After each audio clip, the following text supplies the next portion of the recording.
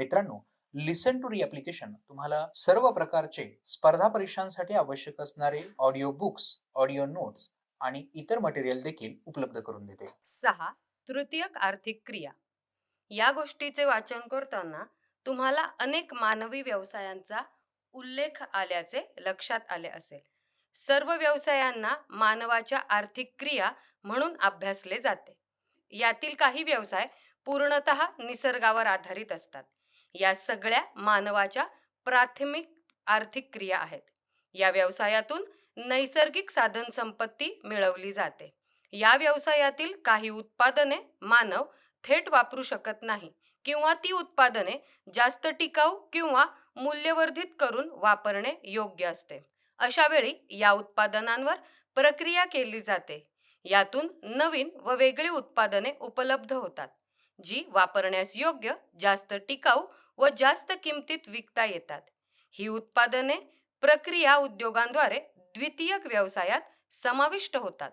द्वितीयक व्यवसाय प्रामुख्याने प्राथमिक व्यवसायातून प्राप्त झालेल्या उत्पादनांवर अवलंबून असतात. प्राथमिक व द्वितीयक व्यवसाय यांच्यातील आदानप्रदान, यांच्यातील दुवा, या दोघांना पूरक असे विविध व्यवसायही असतात. या सेवांमध्ये मालाची खरेदी विक्री, वाहतूक, दळणवळण, मालाची चढ उतार, तारण व कर्ज रोखे संस्था, विपणन, आयात निर्यात व्यवस्था इत्यादींचा समावेश होतो. लोकोपयोगी सेवांचाही समावेश या व्यवसायात होतो. उदाहरणार्थ धारवाला, भाजी विक्रेता, दुकानदार, प्रवासी वाहतूक, टपाल सेवा इत्यादी. या सर्व व्यवसायांना तृतीयक आर्थिक व्यवसाय म्हणतात. तृतीयक आर्थिक क्रियांचे वर्गीकरण: व्यापार आणि वाणिज्य, वाहतूक, संदेशवहन, इतर सेवा. व्यापार आणि वाणिज्य: घाऊक व्यापार, किरकोळ व्यापार. घाऊक व्यापार: शहरी घाऊक बाजारपेठा, ग्रामीण घाऊक बाजारपेठा. किरकोळ व्यापार: ग्रामीण व नागरी. ग्रामीण आठवडे बाजार, वस्तू भांडार, सार्वजनिक वितरण यंत्रणा. नागरी शृंखला भांडार, साखळी, मॉल, दुकाने, मंडई, सार्वजनिक वितरण यंत्रणा. वाहतूक: रेल्वे, रस्ते, जल, हवाई, नळ. संदेशवहन: टपाल, दूरसंचार, दृक आणि श्राव्य, आंतरजाल, कृत्रिम उपग्रह. दूरसंचार: भ्रमणध्वनी, दूरध्वनी, दृक आणि श्राव्य, फिल्म, रेडिओ, टीव्ही, छापील. इतर सेवा: पर्यटन, बँकिंग, विमा, स्थावर, व्यक्तिगत आणि व्यावसायिक सेवा. तृतीयक आर्थिक व्यवसायात प्राथमिक व्यवसायांप्रमाणे निसर्गातून काहीही घेतले जात नाही. या व्यवसायात द्वितीयक व्यवसायांप्रमाणे नवीन उत्पादनेही निर्मिली जात नाहीत. या व्यवसायात केवळ सेवा दिली जाते व तिच्या बदल्यात मोबदला घेतला जातो, म्हणून त्या व्यवसायांना सेवा व्यवसाय म्हणतात. या सेवा व्यवसायांचे वितरण हे अनेक भौगोलिक घटकांनी प्रेरित झालेले असते. तुम्ही केलेल्या यादीमध्ये निसर्गावर अवलंबून नसलेल्या आर्थिक क्रिया फारच थोड्या असतील असे तुमच्या लक्षात येईल. हवामान, भूरचना, समुद्र सानिध्य अथवा खंडांतर्गतता इत्यादी भौगोलिक घटकांचा परिणाम तृतीयक आर्थिक व्यवसायांवर होत असतो. नाशवंत कच्चा माल किती काळ टिकेल यावर द्वितीयक व्यवसाय तर अवलंबून असतातच, परंतु या मालाची वाहतूक कोणत्या मार्गाने करायची हे सुद्धा भौगोलिक घटकांमुळे ठरते. उदाहरणार्थ, शेतीतून पिकवलेल्या द्राक्षासारख्या उत्पादनाची परदेशी वाहतूक विमानमार्गाने करणे फायदेशीर असते, तर कापूस जलमार्गाने पाठवणे किफायतशीर ठरेल. जगभरात सर्व मानवी वस्त्या या भौगोलिक घटकांच्या अनुकूलतेनुसार वसलेल्या आहेत. बाजारपेठा, मग त्या किरकोळ असो वा घाऊक, नेहमीच त्या वस्त्यांमध्ये किंवा वस्त्यांजवळ निर्माण होतात. एखादा द्वितीयक आर्थिक व्यवसाय वस्तीपासून दूर स्थापित होऊ शकतो, परंतु बाजारपेठांचे तसे होत नाही. त्या नेहमीच वस्त्यांजवळ आढळतात. आमचे असेच ऑडिओ लेक्चर ऐकत राहण्यासाठी तुम्ही या ऑडिओ सोबतच्या लिंकवर क्लिक करून प्ले स्टोअरवरून आपले ॲप्लिकेशन डाउनलोड करू शकता. बंदर, गोदी या ठिकाणी मालाची चढ उतार होत असते. ह्या बंदर किंवा गोदी यांचे स्थान गुगल सर्चच्या साहाय्याने शोधण्याचा प्रयत्न करा. उदाहरणार्थ Ghodbunder, Kochi port trust, Mumbai port trust, Delhi international cargo terminal. तुमच्या असे लक्षात येईल की ही स्थाने एकतर जल किंवा हवाई मार्गाजवळ आढळतात. वरील काही उदाहरणांवरून हे स्पष्ट होते की मानवाचे तृतीयक आर्थिक व्यवसायही भौगोलिक घटकांमुळे प्रेरित होत असतात. वाहतूक व्यवस्था हे आणखीन एक उदाहरण आहे. ही व्यवस्था वर्तमान काळात अत्यंत प्रगत तंत्राद्वारे विकसित आहे, परंतु अनेक ठिकाणी ही व्यवस्था भौगोलिक घटकांमुळे बाधित होते किंवा कोलमडून पडते. वाहतूक ही अशी सेवा किंवा सुविधा आहे ज्याद्वारे माणसे, वस्तू आणि उत्पादित माल इत्यादी प्रत्यक्षपणे एका ठिकाणावरून दुसऱ्या ठिकाणी नेले जातात. कोणत्याही देशाच्या विकासात वाहतूक व्यवस्थेचे स्थान अत्यंत महत्त्वाचे असते. तृतीयक आणि आर्थिक क्रियांमधील वाहतूक व्यवसाय हा पायाभूत घटक आहे. सर्व आर्थिक क्रियांचा विकास वाहतूक व्यवस्थेवर अवलंबून असतो. वाहतूक प्रणालीत वाहतुकीची साधने हा अत्यावश्यक घटक आहे. या साधनांद्वारे प्रवासी, माल किंवा दोघांचीही वाहतूक एका ठिकाणाहून दुसऱ्या ठिकाणी होत असते. वाहतुकीच्या साधनांचे सर्वसाधारण वर्गीकरण 3 प्रकारात करता येते. हे वर्गीकरण ही साधने कोणत्या प्रकारचा मार्ग वापरतात त्यावर अवलंबून असते, जसे भूमार्ग, जलमार्ग, हवाई मार्ग. प्रत्येक मार्गाची वैशिष्ट्ये व गरजा वेगवेगळ्या असतात. प्रत्येक मार्गावर मागणीनुसार ठराविक मालाची आणि प्रवाशांची वाहतूक होत असते. त्यामुळे जगातील वेगवेगळ्या भागात प्रत्येक मार्गाचा विकास आणि वापर यामध्ये मोठा फरक दिसतो. भौगोलिक घटकांचा वाहतुकीवर मोठा परिणाम होतो. भूरचना, स्थान आणि हवामान हे 3 त्यापैकी प्रभावशाली भौगोलिक घटक आहेत. ज्या परिसरातून भूरचना फार उंच सखल नसते अशा ठिकाणी रस्ते, लोहमार्ग व नळमार्ग विकसित करणे सोपे असते. वनाच्छादित प्रदेशात, डोंगराळ व पर्वतीय प्रदेशात मात्र असे मार्ग विकसित करताना अडथळे येतात. उदाहरणार्थ आफ्रिका व दक्षिण अमेरिका खंडातील घनदाट वनांच्या प्रदेशात व वाळवंटी प्रदेशात लांब अंतराचे रस्ते, लोहमार्ग इत्यादी विकसित करताना अडचणी येतात. बंदरे आणि गोदींसाठी किनारी प्रदेश सुयोग्य असतात, विशेषतः दंतूर किनारे. त्यामुळे प्रत्येक किनारा हा या व्यवसायासाठी किंवा सुविधेसाठी योग्य असेलच असे नाही. वर्तमान काळात तंत्रज्ञानात झालेल्या बदलांमुळे हवाई वाहतुकीच्या वापरात मोठ्या प्रमाणात वाढ झालेली आढळते. असे मानले तरीही अजून सुद्धा जगभरातील व्यापारी सागरी मार्गाद्वारेच चालतो. सागरी अंतर कमी करण्याच्या उद्देशाने कालवे निर्माण केले गेले. सुएझ कालवा आणि पनामा कालवा यांच्यामुळे जगभरातील सागरी मार्गांमध्ये आमूलाग्र बदल झाले. सुएझ कालव्यामुळे आशिया, आफ्रिका आणि युरोप खंड भूमध्य समुद्राद्वारे जोडले गेले. पनामा कालव्यामुळे पॅसिफिक व अटलांटिक महासागर जोडले गेले आहेत. हवाई मार्गासाठी पोषक हवामान, आधुनिक तंत्रज्ञानाचा विकास व विमानतळ व गोदी यांसाठी मैदानी प्रदेशांची आवश्यकता असते. सततचे धुके किंवा धुरके पर्वत शिखरांनी व्याप्त प्रदेश हवाई वाहतुकीस अडथळ्याचे ठरतात. व्यापार म्हणजे 2 किंवा अधिक देशांमध्ये वस्तू आणि सेवांची ऐच्छिक देवाणघेवाण होय. आदिम समाजाकडून केला जाणारा वस्तू विनिमय हा व्यापाराचा प्रारंभिक प्रकार होता. फक्त वस्तूंची देवाणघेवाण होत होती. आज वस्तू आणि सेवांचाही व्यापार होतो. द्विराष्ट्रीय किंवा बहुराष्ट्रीय व्यापार हे आंतरराष्ट्रीय व्यापाराचे प्रमुख प्रकार आहेत.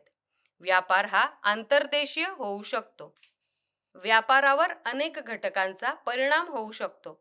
आंतरराष्ट्रीय व्यापार हा मानवी संसाधने आणि उत्पादनातील विशेषत्वाचा परिणाम आहे. व्यापारातील भागीदारांना जर परस्पर फायदा होऊ शकत असेल तरच व्यापार होऊ शकतो.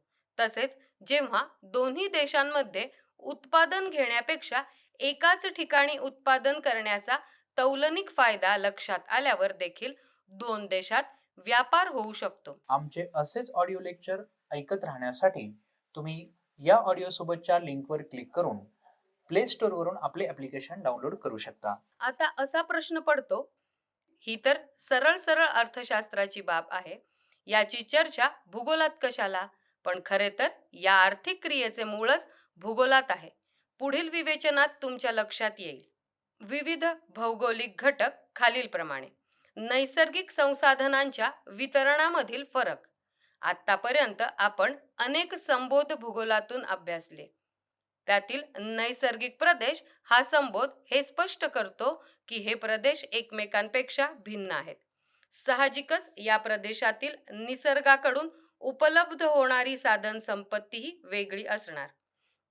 म्हणजेच जे एका प्रदेशात असेल ते दुसऱ्या ठिकाणी असेलच असे नाही. याचा अर्थ असा की काही घटक एका ठिकाणी मोठ्या प्रमाणावर असतील तर दुसऱ्या ठिकाणी त्याची कमतरता असू शकते. मृदा, खनिजे, वने, भूमी, जल आणि मानवी संसाधने अशा सर्व संसाधनांचे वितरण असमान असते.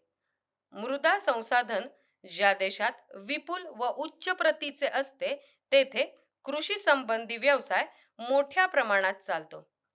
असे देश हे अन्नधान्य व इतर पिकांचे निर्यातदार बनू शकतात. या उलट ज्या देशात मोठ्या प्रमाणावर शेती केली जात नाही अशा देशांना अन्नधान्य आयात करावी लागतात. उदाहरणार्थ आखाती देश खनिज तेल निर्यात करतात. या देशात हे खनिज विपुल प्रमाणात उपलब्ध आहेत. त्या बदल्यात ते अन्नधान्य आयात करतात. हवामान. हवामानाचा परिणाम प्रदेशातील वनस्पती व प्राणी यांच्यावर होत असतो. देशातील उत्पादनाचे प्रकार हे देखील हवामानावर अवलंबून असतात. उदाहरणार्थ वर्षातील बराच काळ हिमाच्छादन असलेले देश प्रामुख्याने मांस व लोकर उत्पादनांची निर्यात करतात, तर उष्णकटिबंधीय देश केळी, तांदूळ, कोको, चहा यांचे उत्पादन घेतात व ही उत्पादने निर्यात करतात. उदाहरणार्थ श्रीलंका हा चहा निर्यात करणारा एक प्रमुख देश आहे. स्वस्त मनुष्यबळ, पूरक हवामान, उताराची जमीन, पाण्याचा निचरा होणारी मृदा या भौगोलिक घटकांमुळे येथे चहाचे मळे मोठ्या प्रमाणावर आहेत. येथील उत्पादन देशातील गरज भागवूनही मोठ्या प्रमाणावर उरते. हा चहा त्या देशासाठी अतिरिक्त असतो. युनायटेड किंगडम या देशात चहाचे मळे नाहीत, परंतु मागणी मात्र मोठ्या प्रमाणावर आहे. त्यामुळे श्रीलंका, भारत यांच्याकडून UK हा देश चहा विकत घेतो. लोकसंख्या. लोकसंख्येचे प्रमाण, वितरण व वैविध्य यामध्ये वेगवेगळ्या देशात फरक दिसून येतो. त्यामुळे विविध उत्पादने देशनिहाय घेतली जातात व व्यापार होतो. तसेच व्यापाराच्या प्रमाणावरही त्याचा परिणाम होतो. दाट लोकवस्ती असलेल्या देशांना स्वतःच्या लोकसंख्येकरता अन्न पुरवठ्याबाबत चिंता करावी लागते. विविध वस्तू आणि सेवांची मागणी ही राहणीमानाच्या दर्जावर अवलंबून असते. कमी लोकसंख्या असणारे देश व्यापारावर जास्त अवलंबून असतात, कारण कमी लोकसंख्येमुळे वस्तूंच्या उत्पादन कार्यात देखील कमी मनुष्यबळ गुंतलेले असते. आशिया खंडातील भारतासह अनेक देशातील मनुष्यबळ हे आजच्या स्थितीत उत्तम माहिती तंत्रज्ञ म्हणून जगभर प्रसिद्ध आहे. या देशामधील शिक्षण प्रणाली, गणिती ज्ञान, तंत्रज्ञान वापरायचे कौशल्य यामुळे हे साध्य झाले आहे. येथे भौगोलिक घटकांचा थेट परिणाम नसला तरीही एकाच भौगोलिक प्रदेशातील हे मनुष्यबळ आहे, हे लक्षात घेण्याजोगे आहे. संस्कृती. जगातील काही प्रदेश त्यांची उत्पादने, विशिष्ट कला आणि हस्तकला यासाठी ओळखले जातात. त्यांचे जगभरात अधिक मूल्य आहे. उदाहरणार्थ चिनी मातीची उत्पादने, इराणी गालिचे, इंडोनेशियातील बाटिक प्रिंट, भारतातील काश्मीरी शाल आणि रेशीम यांना जगभर मोठी मागणी आहे. यामुळे व्यापारास चालना मिळते. आर्थिक खर्च हा उत्पादनातील मुख्य घटक आहे. काही उत्पादनांची देशात निर्मिती करण्यापेक्षा बाहेरून आयात करणे स्वस्त होत असल्यासही व्यापार सुरू होतो. उदाहरणार्थ, एखाद्या देशात चहाच्या उत्पादनासाठी हवामान आणि प्राकृतिक रचना अनुकूल नसेल, तर त्याला चहा उत्पादक देशांकडून चहा आयात करणे सोयीस्कर जाईल. आमचे असेच ऑडिओ लेक्चर ऐकत राहण्यासाठी तुम्ही या ऑडिओ सोबतच्या लिंकवर क्लिक करून प्ले स्टोअरवरून आपले ॲप्लिकेशन डाउनलोड करू शकता. निपुणता काही देशांमध्ये विशेष वस्तू निर्मिती सेवा आहेत. उदाहरणार्थ, इस्रायलने कोरडवाहू शेती किंवा शेती अभियांत्रिकीमध्ये स्वतःला विकसित केले आहे. ते आपल्या सेवा वाळवंटी भागात शेती करू इच्छिणाऱ्या देशांना निर्यात करतात. तसेच अशा काही विशेष वस्तू व सेवांची आंतरराष्ट्रीय मागणी असते आणि त्यामुळे देशांदरम्यान व्यापार होऊ शकतो. शासकीय धोरणे आंतरराष्ट्रीय व्यापार चालणे किंवा बंद होणे हे शासन धोरणावरही अवलंबून असते. शासनाचे मुक्त व्यापार धोरण नागरिकांना दुसऱ्या देशात खरेदी किंवा विक्री करण्यापासून प्रतिबंधित करणार नाही.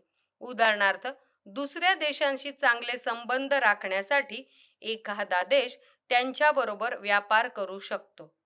व्यापारातील वाहतुकीचे महत्त्व वाहतूक ही एक तृतीय क्रिया असून ती व्यापार करण्यासाठी फार महत्त्वाची आहे. जलवाहतूक, बंदर आणि हवाई वाहतुकीचे महत्त्व व्यापारामध्ये अनन्यसाधारण आहे. पर्यटन हा एक महत्त्वाचा तृतीयक आर्थिक व्यवसाय आहे. गेल्या काही दशकांमध्ये पर्यटन व्यवसायात खूप वाढ झालेली आढळते.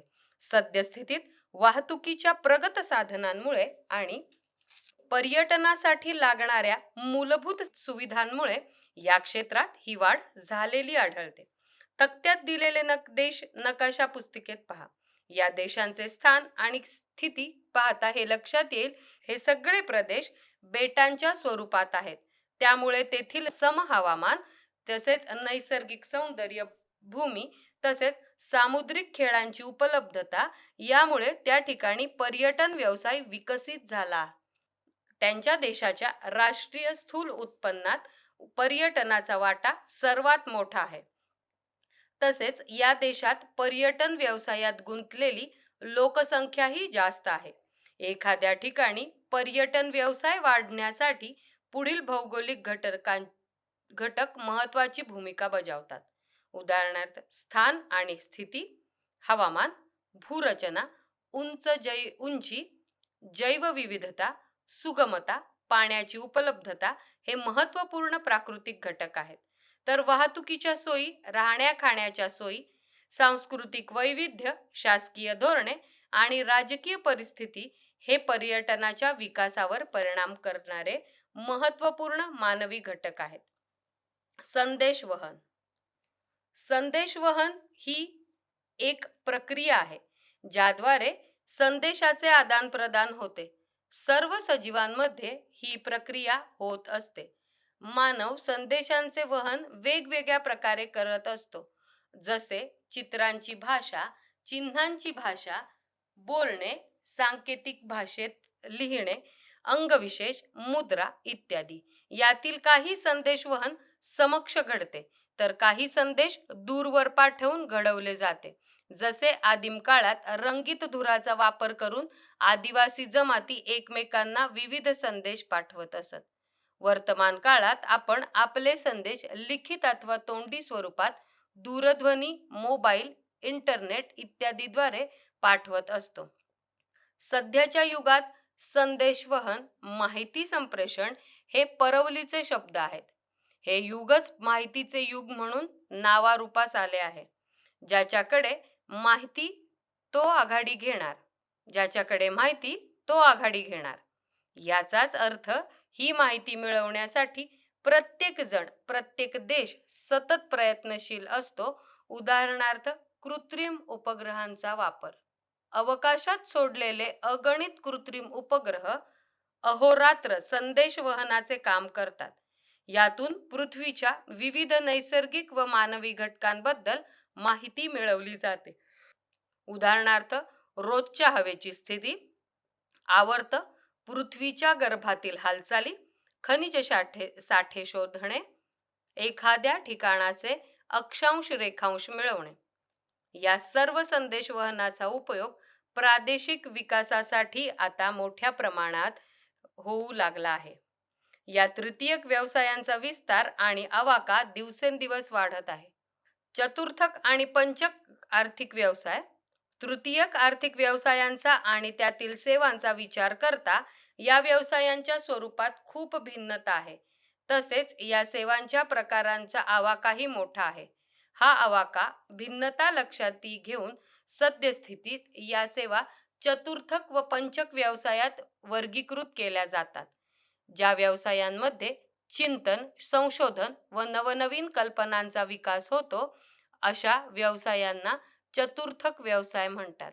यामध्ये शिक्षण, माहिती, संशोधन आणि विकास यांचा समावेश होतो.